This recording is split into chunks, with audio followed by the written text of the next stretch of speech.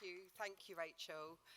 Well, I got the afternoon kind of slump slot, and I'm sure we're all ready for a nap as we digest our carbs, but let's try and help each other to stay awake. We've got a great panel following me, and what will undoubtedly be an amazing performance by Lady Unchained. Welcome. So, so that's great. So yeah, let's all keep awake, keep focused. So my name is Katy, and I'm the Community Programme Lead at Fulfilling Lives, and I've had the privilege of being a part of the programme since it started in 2013. And I have my own personal experience of using services, and after spending many years circulating around the system myself, I then went into supporting others to do the same thing, which was why when an opportunity came up at Fulfilling Lives to really influence the system differently, I was so excited to take part. And it's why co-production is so important to me. So, what are we talking about when we talk about co-production, and why do we need to forget about the word and just focus on its heart? So, the word co-production has been bandied about a lot, and we're at risk of losing the essence of what it's genuinely all about. It's become a bit of a buzzword, and at times it feels like the term itself is a barrier.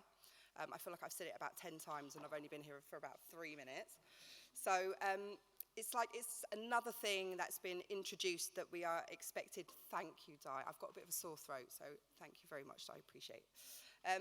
So it's another thing that is being introduced that we are just expected to do on top of everything else, another idea that somebody else has had that we're now expected to kind of put into practice. And sometimes when you're talking about co-production, you can kind of feel people's eyes roll a little bit. But please don't let the terminology put you off. And if you put the word aside, what it describes is something special, and it's really simple. It's people with lived and learned experience, working alongside each other as equals, and the concept itself is a beautiful one.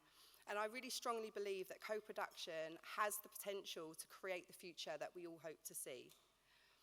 So at Fulfilling Lives, we see co-production as an essential way of influencing the system so that it better meets the needs of people experiencing multiple disadvantage. And as an approach, it challenges the status quo and traditional hierarchical structures, encouraging people to share their knowledge and power and seek equity, blurring the lines between those accessing support and those delivering it. And this is important because services and the systems they are a part of are often designed and commissioned by people who don't have lived experience of needing or using them. And we've got to stop thinking that we know best. So after a sip of water, I'm going to break down a few things that we love about co-production.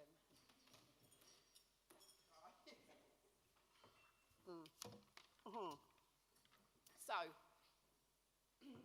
this was a really, really hard list to put together, just because there is so much to love. But co-production is values-driven. It seeks equity, it welcomes diversity, and it encourages the sharing of power. It's strengths-based, recognising the individual qualities, perspectives and ideas that a person brings. And it supports people to excel in areas that they are naturally good at, and it strengthens their skills in other areas. And co-production can be a healing or a restorative process because it changes the way that people see, think, and feel about each other and about themselves.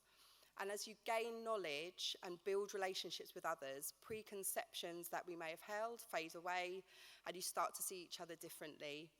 And this leads to increased levels of empathy, of mutual understanding, and of people feeling heard, often for the first time. As I mentioned already, it challenges the status quo, inviting us to think and work more creatively, shaking things up, shifting power. And trust is too often placed in the value of learned or professional experience, with lived experience taking second place.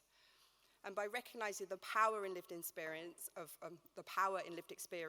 and giving it equal value, you can reveal blind spots, prevent siloed thinking, and echo chambers. And finally, it's often transformational. For individuals with lived experience who grow in confidence, develop new skills, and empower themselves. For team members who feel increased levels of motivation a greater love for their work as they see the services they work in become more responsive and authentic. And finally, the system, which has the potential to be better designed and more compassionate. We're not quite there yet, but that is our ultimate goal. And it's not all a co-production utopia, though, so I feel like I also need to talk about some of the challenges, even though a co-production utopia does sound really nice. So, as I mentioned already, co-production has become a bit of a buzzword. This can lead to tokenistic and insincere practice, or co-production being seen as a box-ticking exercise, something to quickly introduce to win a tender, for example. And this can prevent people wanting to take part. It becomes another thing to implement rather than a positive solution to existing problems. And you can't co-produce without talking about power. And talking about power can be uncomfortable, especially if you're one of the ones holding it. It could be tempting to brush it over and ignore the power dynamics in the room, but you've just got to go there. And the power held in lived experience is often undervalued and needs to be recognised. And this transparency really builds trust. And the time and resources needed to do co-production well can be underestimated. It can be rushed and not given the time it needs to go through its organic process. And if you have someone overseeing the work that has this role in addition to other organisational commitments, these can take priority and the focus on the co-production work can take second place. And things don't always work out in the way that you hoped or expected them to. And managing individual and organisational expectations can be difficult. It can be easy to get carried away and overpromise. Being transparent about what's possible and any barriers you face along the way is essential. And it's easy for co-production to be a one-off activity or to happen on projects here or there. However, having co-production as the way you go about your daily business or embedding co-production throughout different areas of an organisation can be challenging. That shouldn't put you off, though. It's just one step at a time. So, why is co-production so important to us at Fulfilling Lives and for system change? One more sip of water, sorry. Haven't spoken this much for about 2 weeks. Okay, so co-production is fundamental to the way we have gone about our work in Fulfilling Lives, and we have introduced co-production in lots of different ways. So through person-led one-to-one support, which is where co-production starts, through the development of a blended workforce of lived and learned experience, and by reaching out and working alongside our communities and bringing their valuable knowledge and insight into our work. And in terms of system change, we need to approach the future with a different mindset. To successfully improve systems, we must create equity between lived experience and decision makers. If we keep doing the things the way we've always done them, doing to instead of doing with, we're going to keep getting what we've always got. And that's systems that fail to meet the needs of those experiencing multiple disadvantage. So I wanted to give you a couple of brief examples of co-production work within the Fulfilling Lives programme. So we've had the opportunity to work alongside lived experience on some amazing projects. And these are two of our smaller projects actually, but they're very close to my heart, so I wanted to share them with you. So firstly, some work we were a part of with the National Expert Citizens Group, or the NECG. And the NECG are a collective of people with experiences of being supported by Fulfilling Lives programmes across the UK. And now the NECG were invited by Dame Carol Black to contribute lived experience from their local areas to feed into her independent review on drugs. The review was used to influence the government's thinking on what should happen to tackle the harm that drugs cause. And this was shared in their 10-year strategy that was made public yesterday. I don't know how much they actually listened to the voice of lived experience, to be honest, after seeing it, but there we go. But feedback from our local report, which was co-produced alongside people with lived experience of substance use from our local communities, was fed back to Dame Carol Black by our programme ambassador and NECG member Charlotte Manning, who unfortunately can't make it today, alongside evidence from across the country, which is really, really cool, and it's a way of directly getting the voice of lived experience into these kind of bigger decision-making, influencing spaces. So one example. So the second example I wanted to share is a focused piece of work we undertook alongside women with lived experience of street-based sex work to co-write an opposition response to the sexual exploitation bill being proposed by the government. The bill would have introduced the Nordic model to the UK. Based on the evidence from countries where this model had already been introduced and feedback from the women taking part, we strongly felt that this bill, if introduced, would be dangerous for sex workers. The women who co-wrote the report met with one of our local MPs and talked about why they felt she should oppose the bill in Parliament. The report was also acknowledged by UK sex worker movements who recognised that the voice of women involved in street-based or survival sex work often goes unheard. Sorry, excuse me.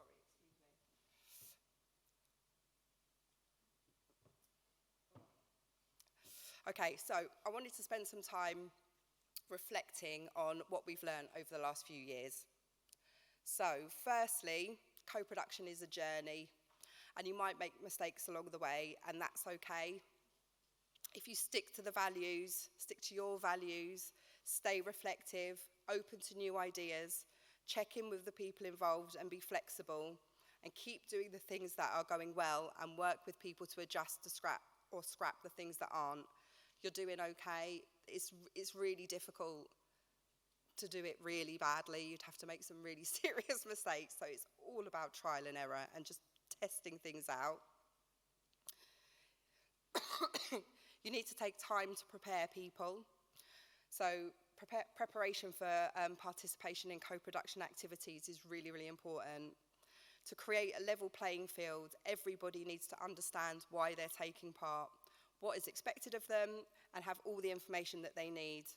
They need to feel that they're confident and comfortable in the environments that they're being invited into, because there's nothing worse than not fully understanding what you're doing or why. It's excluding and it's disempowering. You need to focus on the process.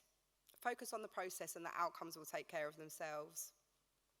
Take your time to do each stage well. Being overly fixated on the outcome can stifle creativity and shut down ideas. You have to be prepared to not get the outcome you wanted or predicted, but trust that the process will lead you to the outcome that you needed. It takes commitment, so don't give up or get disheartened. It might not be a straightforward or linear process, and like I mentioned before, things might get messy. There have been plenty of times, sorry, I'm losing my voice. There have been plenty of times over the last 2 years where I've thought, I literally have no idea what I'm doing or where we're going from here. But you just have to be brave, stick with it, work in the mess, and refuse to give up. So, what we'd like to see happen. Okay, so how would we like to see co-production develop? Well, people are already recognising the value of co-production, which is great, but there is still a lot of work to do. These are some of the things that we would like to see happen. A cultural shift or whole systems approach. We need to work together to creatively address the needs of people experiencing multiple disadvantage. We can't continue to work in silo. One person can experience multiple interconnecting needs, and we, the system, need to be able to respond to them in a way that acknowledges this and offers support that people need when and where and how they need it. Co-production can be used as a tool to help us understand how best to do this. And I was struck by a comment made by a representative from the Ministry of Justice at a meeting with the NECG a few years ago. And she said, just to quote her, after all other areas in the system fail people, they end up at our door and we can't turn anyone away. It just shouldn't be like that. You know, we have a responsibility to do better for people. We'd also like to see more commitment and investment in co-production roles and networks, including clear progression routes for people with lived experience into paid roles, including leadership positions. And we need to strengthen relationships and networks within our communities, not just within the system. After all, who is better placed to understand and respond to the needs of the community than the community itself?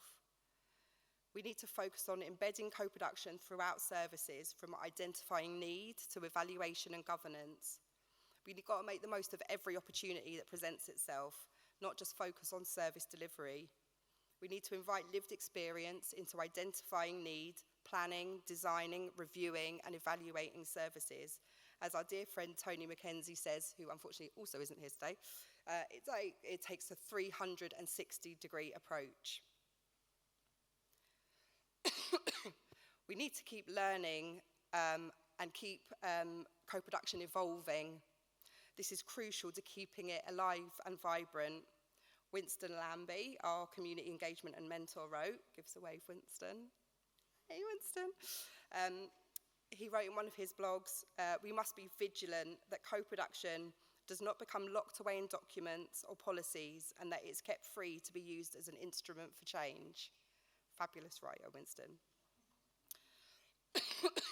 Co-production should never be rigid. It should flex and flow, becoming a part of you and how you do things. So finally, before the activity, what can you take away and do? Sorry, excuse me. So, talk to other people. The co-production community is wonderful. They were so welcoming to me when I first stepped into this role. It's made up of people who are open and willing to share their knowledge and experience. Get to know people, talk to them, try out different ideas and approaches, and make them your own. Be a change agent. Go back and talk about co-production in your teams and organisations. Advocate and promote co-production as an approach. Spark conversation and explore ideas. Identify what you can do and just don't stop banging on about it. Do what you can to include the voice of others. Look for areas where decisions are being made, especially if those decisions are impacting the people you support. Seek to include lived experience throughout your work. And if you already have user involvement in your organisation, continuously evaluate and improve. Is it working for those taking part? Are they being given opportunity to really truly influence impactful change? Identify whose voices are missing. Be curious as to why. Diversify. Bring in new people, because new people means new ideas. And finally, be bold and enjoy the process. You are a part of something wonderful, something revolutionary. It's a way to break down the societal structures that exist to other people, creating spaces where we are all truly equal and valued. Thank you.